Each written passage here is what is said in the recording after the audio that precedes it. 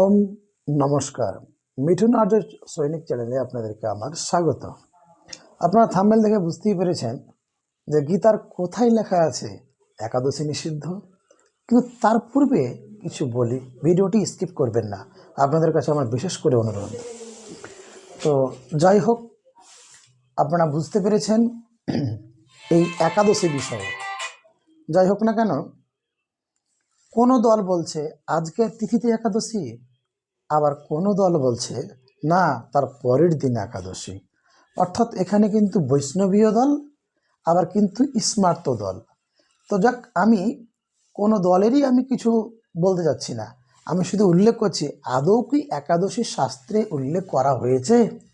আপনাদের সামনে আমি সম্মুখে প্রমাণস্বরূপ কথা বলবো।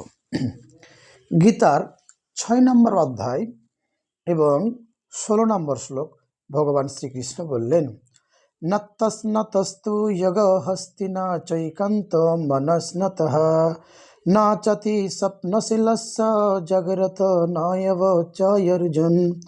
যোগেশ্বর ভগবান শ্রীকৃষ্ণ বললেন, হে অর্জুন, এই যোগ যারা অত্যাধিক ভজন করেন, বা যারা একান্ত অনাহারী, কিংবা যারা অতিশয় নিদ্রালু বা অতি জাগরণশীল, তাদের দ্বারা এই যোগ সিদ্ধ হয় না, বা যদি কেউ উপবাস করে তাদের দ্বারা সিদ্ধ হয় না।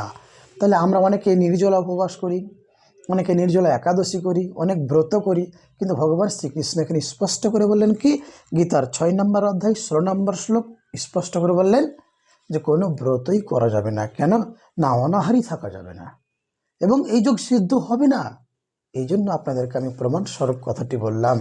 আপনারা এই ভিডিওটি দেখেছেন, তার জন্য আপনাদেরকে আমার সাদর ধন্যবাদ। ওম তৎসৎ।